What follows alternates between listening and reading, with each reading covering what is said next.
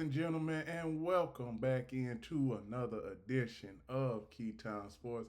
It's Key Time coming back to talk about Game 5s from last night's NBA playoff schedule. The Golden State Warriors, the Minnesota Timberwolves, and the Los Angeles Lakers.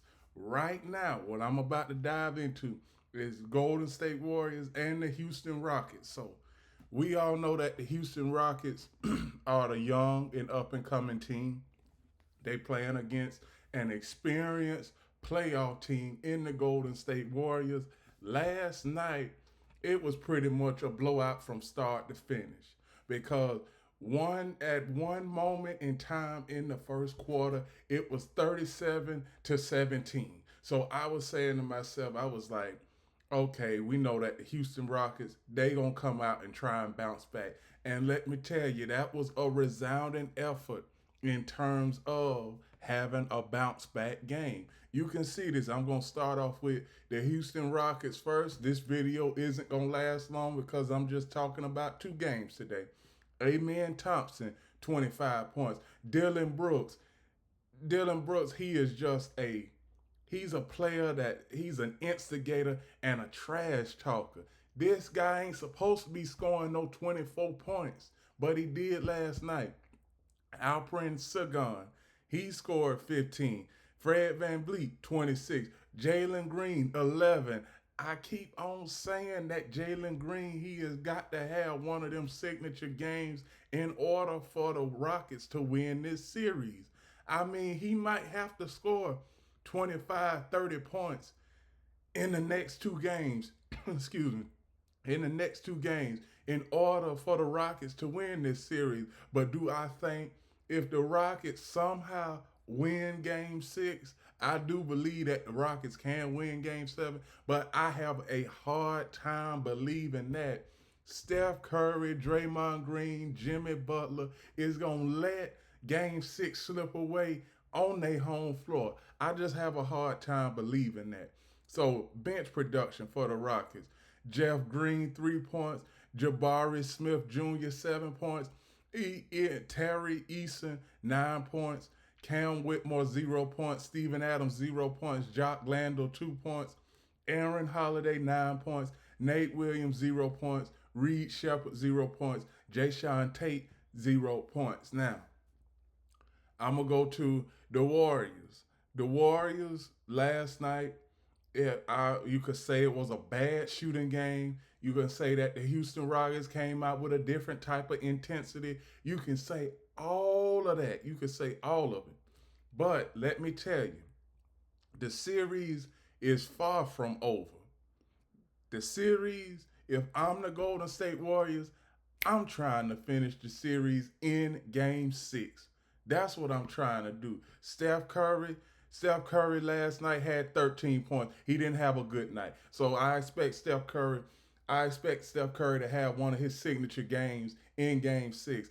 30 to about 40 points in game 6. Jimmy Butler, he had 8 points last night. I'm expecting him to have 25 to 30 points in game 6. Draymond Green, he didn't have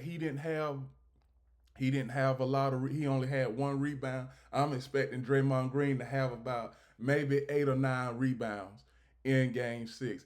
Brandon Potts is skimmy. He had 8 points. Now he is an X factor in the starting lineup for the Golden State Warriors. Like I tell you, Buddy Hill, for example, Buddy Hill and Brandon Potts is skimmy is the X factors because we all know that Draymond Green gonna garner attention, Jimmy Butler gonna garner attention, and Steph Curry absolutely is going to garner attention. Now, Buddy Hill and Brandon Potts is skimming. They both need to score 15 points each. That's how I see it. If them two score 15 points each, that's 30 points right there that the Rockets they wasn't prepared for in game 6. Now we get to the bench production for the Warriors. Kevon Looney 2 points, Braxton Key 0 points, Kevin Knox II 14 points, Trey Jackson Davis 4 points. Guy, Guy Santos, 7 points. Quentin Post, 5 points. Gary Payton II, 8 points. Moses Moody, 25 points. Pat Spencer, 11 points. And Jonathan Kaminga was sick last night and he did not play. So, this is what I see from the Golden State Warriors. Now, we all know that the Golden State Warriors, they have won a game on the Rockets' home floor in this series. So, if this series do go to a game 7, I would not be surprised if Golden State wins a game 7 on the Houston Rockets home floor. But if I'm Golden State, I got the series lead. Excuse me. I got the series lead. I got home court in game 6. I'm trying to finish the series as soon as possible.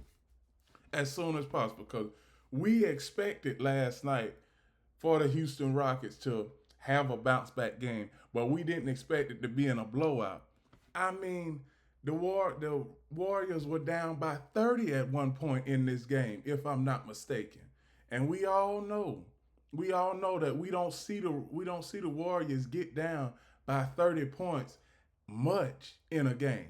So here is the statistics for last night's game. Shooting from the floor, 41% for the Warriors, 55% for the Rockets. 3 points, 15 made threes for the Golden State Warriors, 13 made threes for the Houston Rockets. Now, free throws, 15 of 22 for the Warriors, 32 of 38 for the Rockets. Rebounds, the Warriors out rebounded the Rockets by 10, but it didn't matter because most of those rebounds came in garbage time. That's what they did. It came in garbage time. So when we look at offensive rebounds, plus 17 for Golden State. Defensive rebounds, plus 7 for the Houston Rockets. Assists, plus 2 for the Golden State Warriors. Assists, plus 2 for the Golden State Warriors. Steals, plus 1 for the Warriors. Blocks, plus 2 for the Rockets. Total turnovers, 14 for the Warriors, 13 for the Rockets. Points off of turnovers, 18, 17. Warriors had 18, Rockets had 17. Fast break points, 15 to 13. Warriors had 15, Rockets had 13. Points in the paint, even at 54. Fouls, 27, 22. And like I said, largest lead was 31 points for the Rockets, and the lead was only 3 for the Warriors. Now, one thing I can say is I'm going to go back to Jalen Green. I'm going to go back to Jalen Green and his stat line. Now, his stat line was 11. Now, first game, he scored 38. Next game, he scored 7. Then game 3, he scored 8. Then game 4, he scored 9. Then this game, he scored 11. Now, the Warriors, they are going to emphasize, keep neutralizing Jalen Green. Last night, they had that in their game plan. Jalen Green, he missed a lot of shots. I'm going to take Jalen Green take too many jump shots. That's what Jalen Green is. His style, Jalen Green's style of play is he's a jump shot taker and a jump shot maker. And if he is not making any jump shots, he has no value to the game. Like I can tell you. See, you can even see it in his stat line. He had 11 points last night, 2 assists, 8 rebounds, and that's all. See, them 2 assists, like I was saying in game 4, and in the games that they had lost, I was saying maybe if Jalen Green had more assists, he would have a bigger impact on the game. But if his jump shot is broken, then you pretty much done lost Jalen Green. You really have, because He is not the type of person that'll get down there in the paint and pack it into the paint like these other jokers will. Like Steph Curry, he'll get down there in the paint. Draymond Green will get down there in the paint. Jimmy Butler, he is a dog. He gonna get down there in the paint if his jump shot isn't going in. So Jalen Green, he got to put that into his game. I know that this is the first time that in the Jalen Green era that the Rockets have been in the playoffs. But let me tell you, the last time the Rockets were in the playoffs and had a legitimate shot at going to the championship, what was the team that knocked them out of the playoffs? The Golden State Warriors. And it's not just 2017, but also 2015. The Warriors, they have always had the Rockets number, and it seemed like the Warriors gonna have the Rockets number again because I take playoff experience over youth any day of the year. That's what I would take. So congratulations to the Rockets on holding off the Warriors in game five.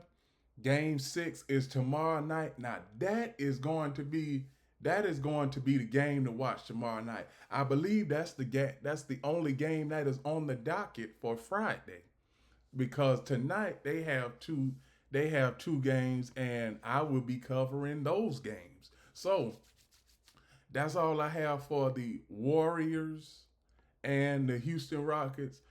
The next game I'm going to cover is the Minnesota Timberwolves and the Los Angeles Lakers.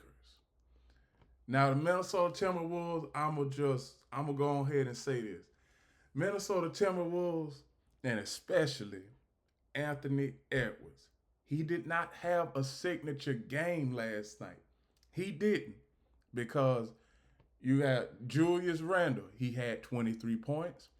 Jaden McDaniels had 8 points, but he was strictly out there for defense. Rudy Gobert scored as many points as his jersey number last night. And before last night, Rudy Gobert was only averaging 6 points a game in this series. Mike Conley, 8 points. Anthony Edwards, 15 points. So this was a balanced effort. And then you had Nas Reed come off the bench, Dante DiVincenzo, and Nickeil Alexander Walker each scored 10, 9, and 3. And obviously, the Minnesota Timberwolves, they can take it up to another level because, you know, they only had a three-man bench rotation last night. But I have seen sometimes where the Minnesota Timberwolves, they can have 4 or 5 man bench rotation. So the Timberwolves, they are gonna be a tough outing for anybody, just like I've been saying throughout the entirety of this season.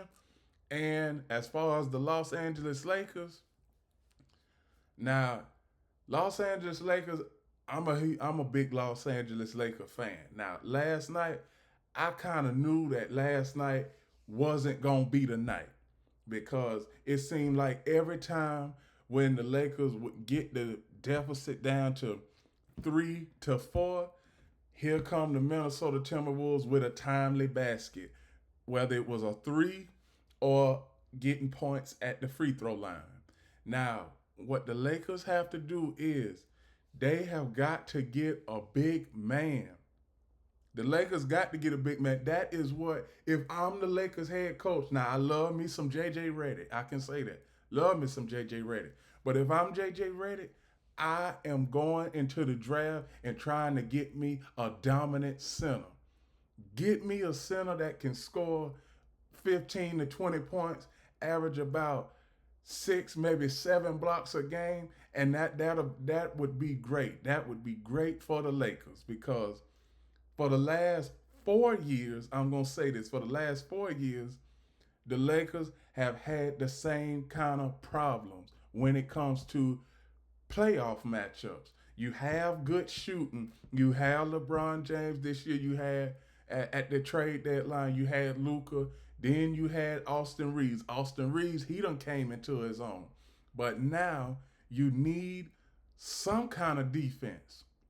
because you cannot just outshoot everybody in the NBA, because some nights you're going to have bad shooting nights, and then other nights your opponent is going to stop you in your tracks, just like the Minnesota Timberwolves did throughout the entirety of this series. Like I said, after game one, I was saying that the Lakers is going to have a long and stressful series trying to defend Anthony Edwards, Rudy Gobert. Then you have Jaden McDaniels. Then you have Nas Reed. Nas Reed, he came out in game one and scored 20 points. I'm just saying, the Lakers, you can see last night, Dorian Finney-Smith, 7 points. Rui Hachimura, 23 points. LeBron James, 22 points. Luka Doncic, 28 points. Austin Reed, 12 points, excuse me.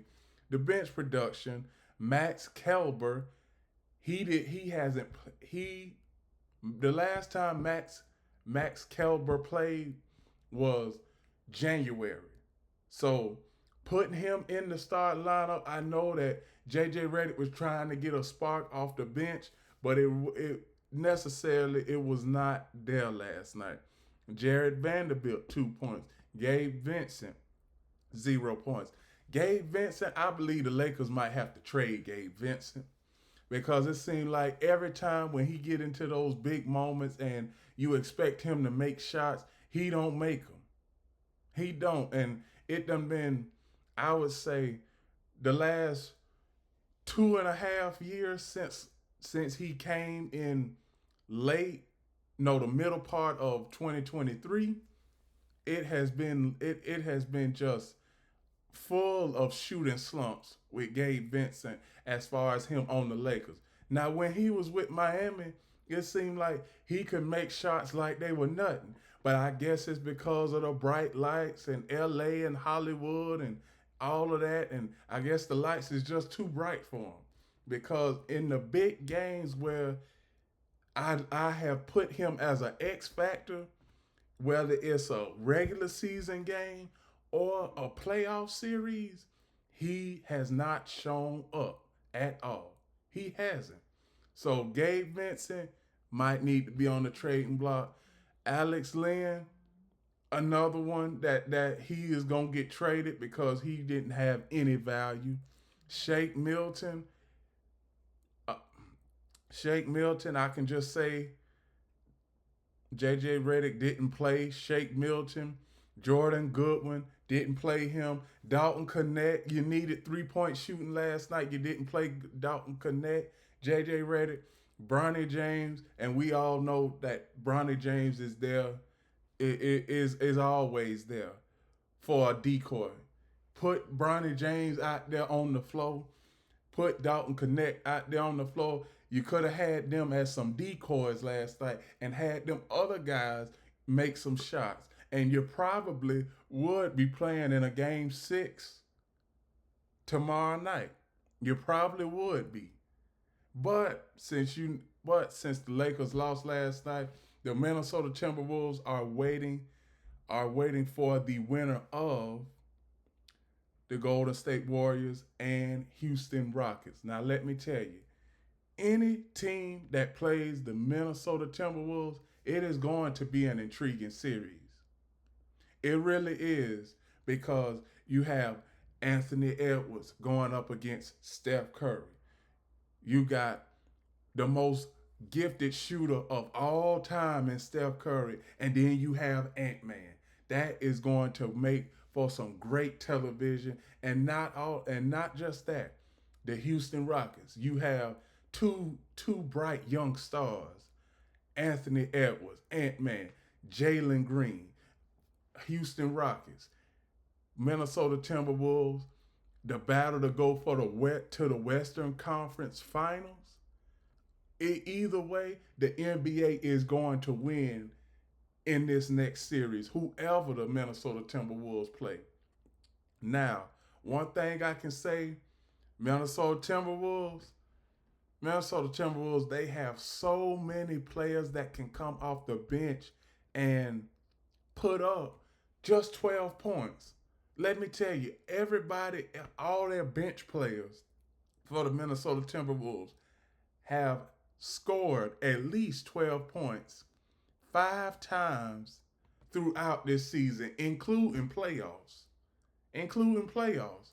So you got Nas Reed, Dante DiVincenzo, Alexander Walker, Josh Minart, Leonard Miller, Luke Garza, Joe Ingles, Jalen Clark, Terrence Shannon Jr. You have all of them players who can give you 12 points just like that. Now, one thing, Minnesota, I wouldn't be surprised if Minnesota make it all the way back to the Western Conference Finals and the the Minnesota Timberwolves are facing the Oklahoma City Thunder. That would be a good series. That would be a good Western Conference Final series. You have SGA versus Ant-Man. Then you have a top-notch offense in the OKC Thunder versus one of the top-notch defenses in the Western Conference when it comes to the Minnesota Timberwolves. So that would be those are some great scenarios, potential playoff series scenarios. That would be great. All everything with the Minnesota Timberwolves is looking up right now. And as far as the Lakers, let's get better throughout this off season. Try and come back next season, and let's try and go and get us a championship banner, the number 18. Let's try and get another. Let's try and get another championship banner and tie the Boston Celtics for number 18 and be the best NBA franchise in the NBA. So that's all I have for the Minnesota Timberwolves and the Los Angeles Lakers.